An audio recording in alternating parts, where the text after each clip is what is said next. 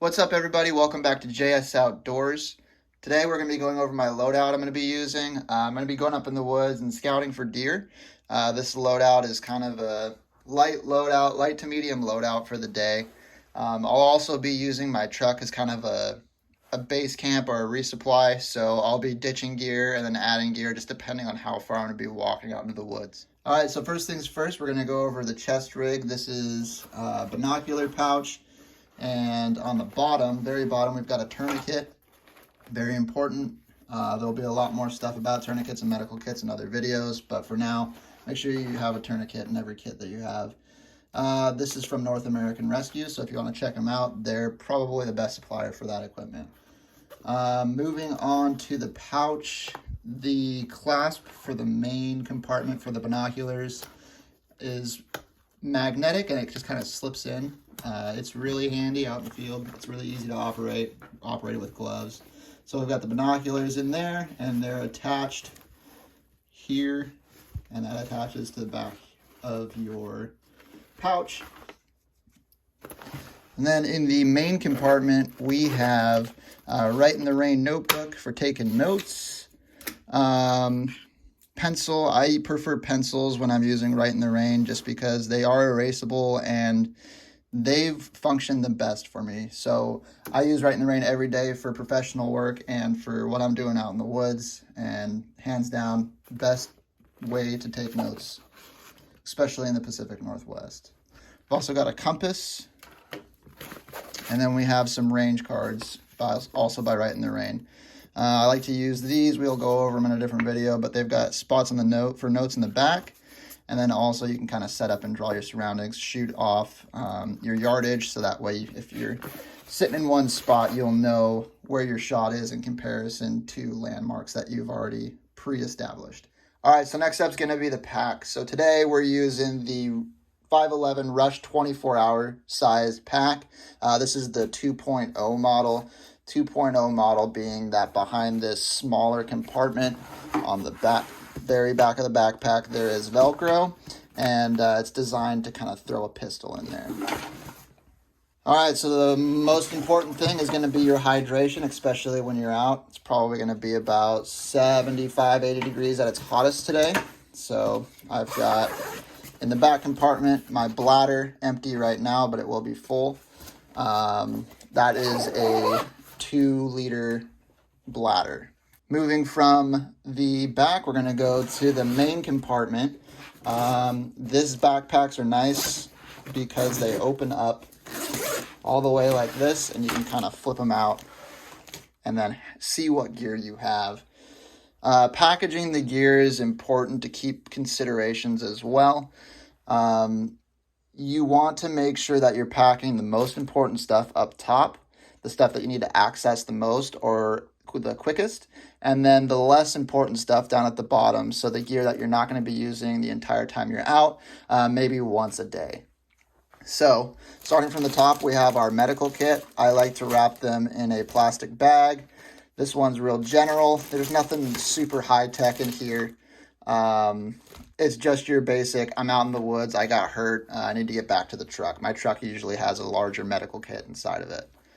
Next is going to be the trail cam. We're going to be resetting a trail cam today. So I like to have that at the top so I can just slap the backpack down, pull it out, and we're good to go. So in the back corner over here, we have a ceramic filter for filtering our water if we're out a couple miles away from the truck and can't get back to the water that we brought with us to fill our bladder. Well, I a lot of the times just throw it in a creek. It's nice. It's got a little float here so you're not dragging from the bottom. Ceramic filters I enjoy a lot. They've worked really good and haven't got sick yet. So now that I say that, it might happen today. And then finally, back over here is kind of the survival pack. It's in its own little modular unit. Majority of this is, there's a large bag in there. We can go over this later that you can use as a temporary shelter. Lots of fire starting equipment in here. You can see the chem light. I like to use those instead of a flashlight if I'm stationary. That way I'm not burning up all my batteries. 511 cord in the bottom, simple stuff that you know to already have in your packs. And again, we'll go over this in a different video. Moving up to the flap, we have a fixed blade knife in here. Fixed blade knives are important. Again, we'll go over that at a different time, but it doesn't have to be anything crazy. Just make sure it's sharp and it's fixed blade. And then at the very top, we have extra batteries for all of the equipment that we're bringing out, the electronic equipment today, and then another chem light. All right, so moving to the exterior pouch on this. We've got our map for the unit that we're hunting. Always make sure you have multiple ways to navigate when you're out in the woods and kind of familiarize yourself with that area before you really step out there. Got some more note-taking equipment, some more field cards, pencil for taking notes. I've got a spare magazine, so when I'm in the woods, I carry my Glock 22, which is a 40 cal full-size pistol, and that's just in case I run into a cougar. I've got my rangefinder, so I can start kind of accurately depicting what my range is going to look like if I do decide to sit up and stay in a specific area. I'll be taking notes incrementally throughout the day to kind of determine what my game plan is going to be and build up multiple possibilities for attack for this hunting season. All right, and then in this pocket we have some flagging tape. I use either orange or blue because that stands out the most against the forest. And yeah, I'll use that if I want to mark a specific spot, or if I feel like there might be a concern trying to find a way back to the main road. So I'll just use that to kind of lead the way. And real quick, with your maps, make sure you have a way to keep them dry. The more you can use bags or like the dry bags that have the twist top and then snap at the sides, the better off you're going to be. You don't want to have wet equipment. It's going to fail on you. Obviously, it's going to be hard to read or even open at that point. All right, so kind of what I mentioned before is my truck's going to be my base camp. So it'll be where I'm going to store a lot of my larger equipment, stuff I don't want to carry around while I'm out on a game trail, out walking around in the woods. There's no reason to carry excess equipment or gear that you're not going to be using. So try to keep it as light as possible. All right, so in the truck, we're going to have 5 gallons of water. That's going to be used for drinking water, cooking water, and if for some reason something kind of catches fire, we're in fire season right now, so it's required that you have water, a shovel, or a fire extinguisher in your vehicle.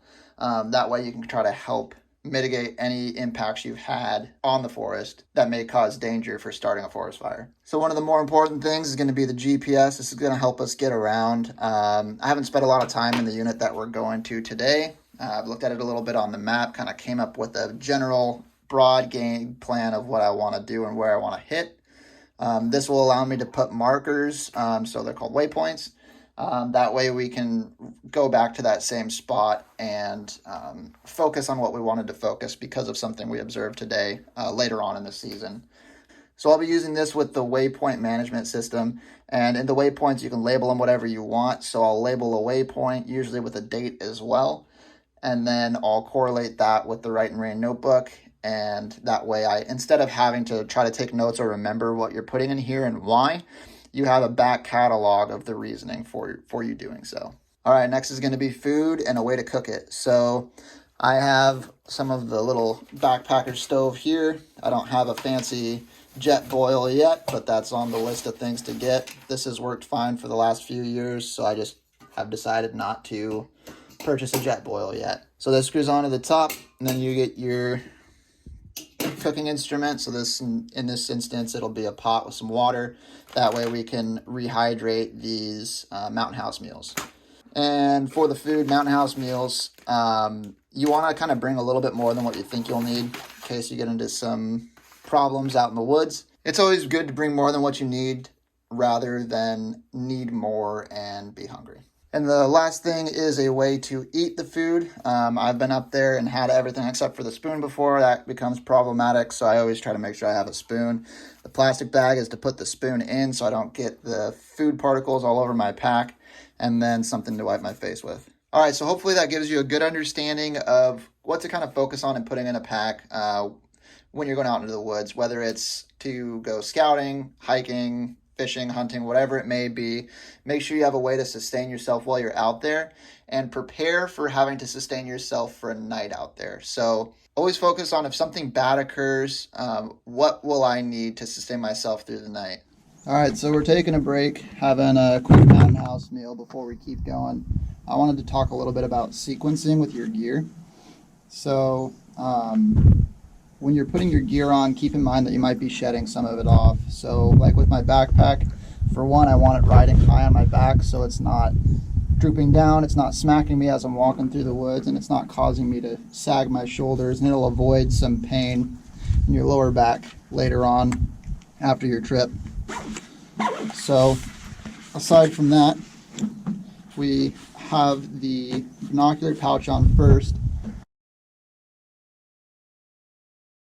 That way, when we're putting the backpack on and off, we're not fighting this. This is always next to our body. If we need to drop the pouch and if we need to drop the backpack and go explore a game trail, or just leaving it in the truck and walking up to a clearing to try to glass that clearing, we don't have to fight that backpack the whole time, and this is always on us.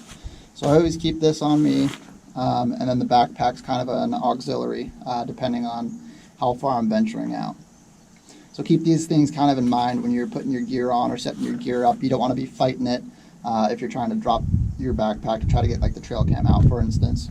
All right, if you like this video, like, comments, and then hopefully subscribe to the channel. I'd like to be putting out a lot more content, trying to focus on pushing out more content, especially now that we've switched kind of names and into an LLC. I want to make sure that we're giving you guys what you want and what you need, and the only way to give us that information and that feedback is to comment and like the videos that you're enjoying. All right, until next time, check out the website. It's jsoutdoorsllc.com. There's a spot for a Hall of Fame section, so if you've got photos you want to share with other people or have them posted on the website, send us those in a direct message on Instagram or Facebook, or you can use the email address that's provided on the website and all those other social media platforms.